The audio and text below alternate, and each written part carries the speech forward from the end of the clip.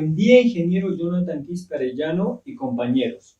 Soy Andrés Salazar Campos y hoy presentaré sobre la caracterización morfométrica de la subcuenca hidrográfica del río Yacus y la extracción de datos del producto físico.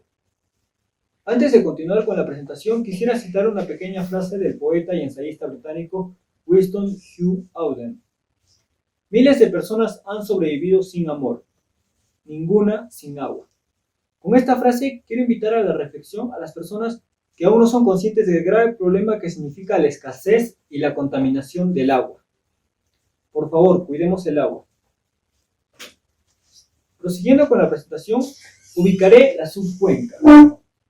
En este video podemos apreciar la ubicación mediante imágenes satelitales.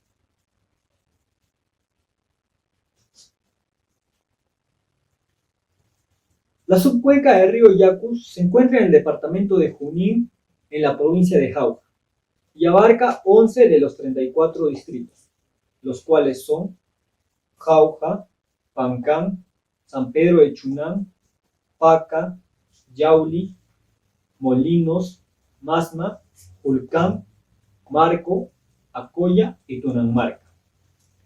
Esta subcuenca se encuentra bajo la jurisdicción de la Autoridad Administrativa del Agua Mantaro y de la Administración Local del Agua Mantaro.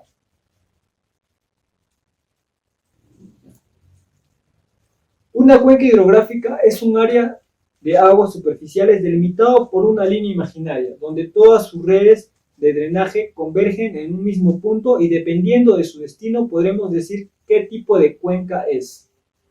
Entre ellas tenemos a las cuencas endorreicas, que no logran conectar con el mar y se quedan formando lagunas o lagos. También están las cuencas arreicas, que podemos encontrar en zonas desérticas y áridas. El agua de estas cuencas se evapora o se filtra a través del suelo. También tenemos a las cuencas exorreicas, que son las que sí tienen contacto con el mar.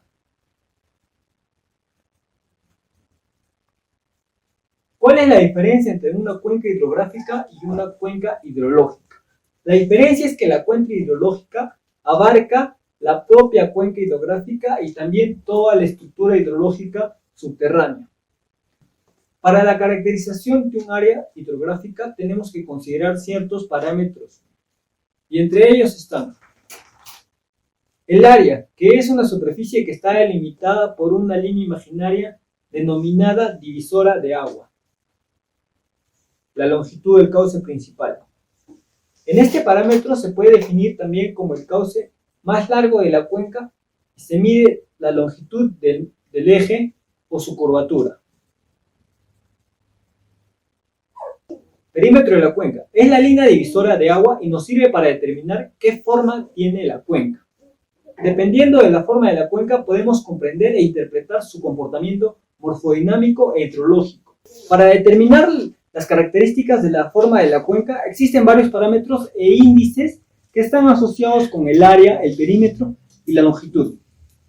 Estos parámetros e índices son el índice de compacidad, el factor de forma, el índice de alargamiento, el índice simétrico. El sistema de drenaje está conformado por un cauce principal y sus ramificaciones. El sistema de drenaje está conformado por un cauce principal y sus ramificaciones. Cada cuenca tiene un orden determinado que será definido de distintas maneras. La cantidad de ramificaciones está relacionada con la longitud de cauce y el relieve del terreno. Densidad de drenaje. En este parámetro podemos ver la relación entre la longitud de los cursos de agua y el área total.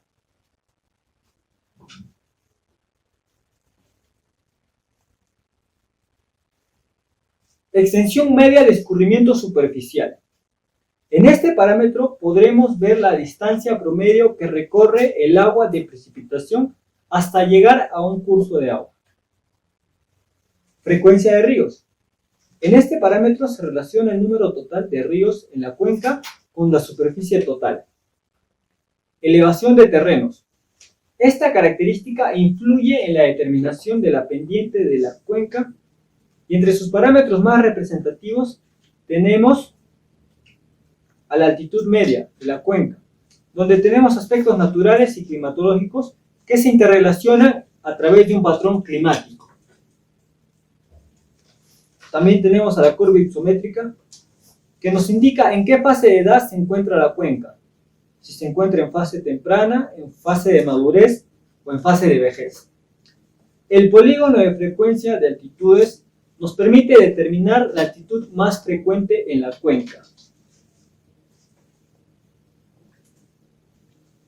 En el rectángulo equivalente, la cuenca se transforma en un rectángulo con el mismo perímetro y área. Declive de cauces. Este parámetro determina la velocidad de escurrimiento de los cauces más representativos. Declividad de los terrenos. La pendiente media de la cuenca nos condiciona la velocidad de escurrimiento superficial. El coeficiente de torrencialidad es el resultado de la relación entre el número de cauces de orden 1 y el área de la cuenca. El coeficiente de masividad es el resultado de la relación entre la altitud media de la cuenca y el área de la misma. El esquema que se utilizó para el desarrollo del trabajo fue el siguiente. Como primer paso, se delimitó la subcuenca y se obtuvo el área y perímetro de esta. Se procesó los datos para obtener los parámetros morfométricos. Y también obtuvimos un modelo 3D de la delimitación.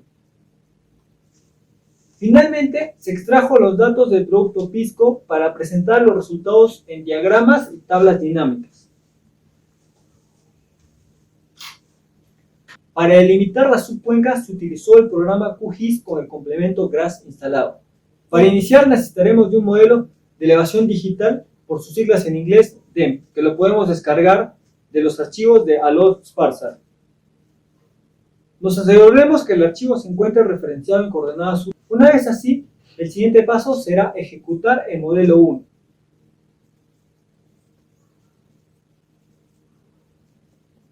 Esperaremos que este proceso termine. Una vez terminado el proceso, continuaremos con el modelo 2. Para ello necesitamos tener las coordenadas en el punto de desfogue de la cuenca. En este caso es el río Yacus.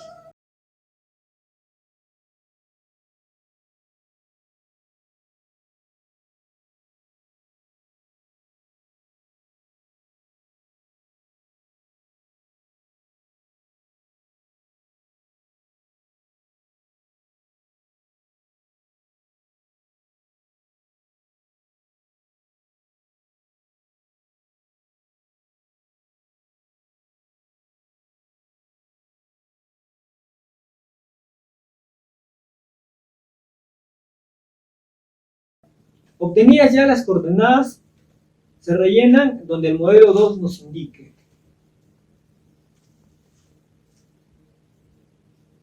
Terminado el proceso, corregiremos algunos puntos en la forma de la cuenca.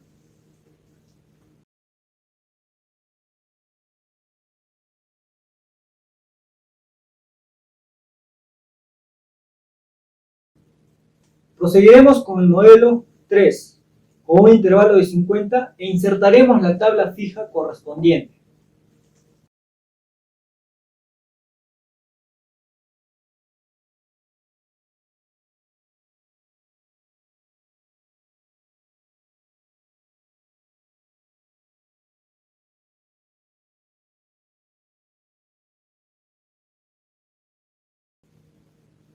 Y finalmente ejecutaremos el modelo 4. Habiendo ejecutado todos los modelos, podemos apreciar que en nuestra delimitación ahora tenemos el cauce del agua, los ríos, las curvas de nivel. Esto nos indicará que nuestra cuenca ya ha sido delimitada. Antes de pasar al siguiente proceso, debemos obtener el perímetro y el área de la subcuenca. Eso también lo podemos realizar con el programa QGIS.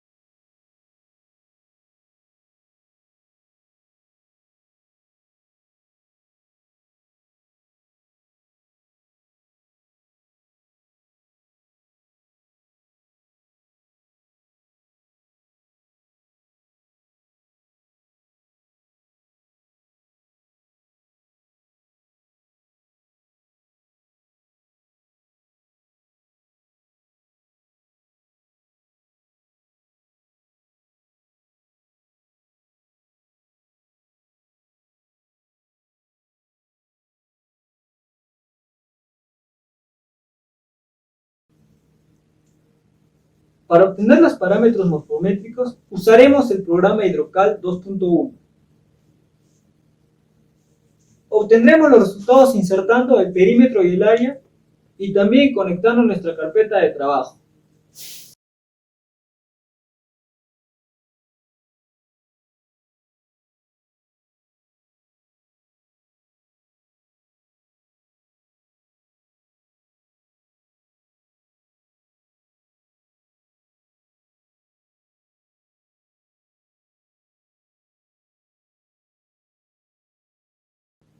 Una vez obtenidos los resultados, también podemos tener los gráficos de la curva hipométrica y la frecuencia de altitudes. Acá podemos una representación de lo que es la delimitación en 3D. Ahora extraeremos los datos de nuestra subcuenca del producto Pisco, la cual es una base de datos proporcionados por Cenami. Para ello utilizaremos el programa RStudio y sus componentes. Como primer paso, tenemos que conectar el espacio de trabajo con una carpeta especialmente creada para almacenar estos datos. Los datos que el producto Pisco nos proporciona están desde enero de 1981 hasta diciembre del 2016. Y trasladaremos los siguientes paquetes: NCDF4, raster y RGDAL. Y procederemos a su activación. El siguiente paso será conectar nuestro archivo delimitado de la subcuenca, que es un archivo shapefile que está reproyectado hacia coordenadas geográficas. Este proceso lo podemos hacer en el programa QGIS.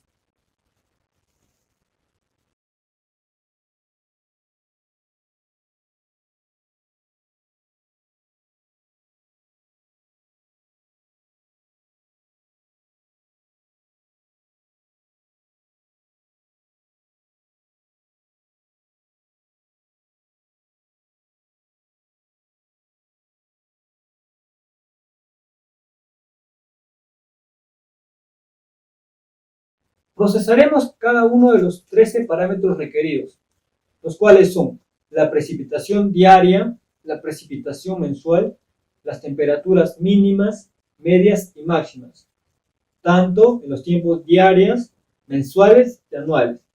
También lo que es la evapotranspiración potencial diaria y mensual. El proceso para la obtención de datos se hará de la siguiente forma.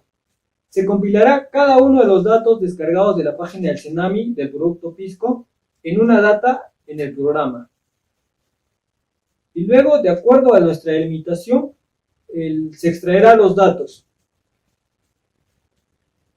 Se calculará el rango de los datos para obtener los límites que le pondremos a nuestros gráficos.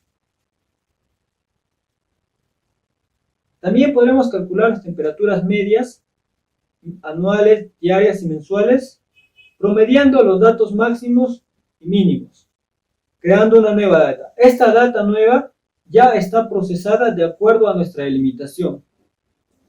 Finalmente se exportarán los gráficos y los archivos en formato CSV. A continuación presentaré los gráficos resultantes de la precipitación diaria, la precipitación mensual, la temperatura mínima anual, temperatura mínima mensual, temperatura mínima diaria, temperatura media anual, temperatura media mensual, temperatura media diaria, temperatura máxima anual, temperatura máxima mensual, temperatura máxima diaria, evapotranspiración diaria y evapotranspiración mensual. De los archivos CSV hemos procesado y lo convertimos hacia tablas dinámicas. Y los resultados de estas son la precipitación diaria,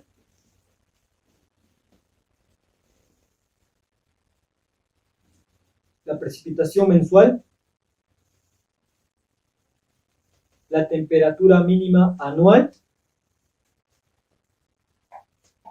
temperatura mínima mensual, temperatura mínima diaria.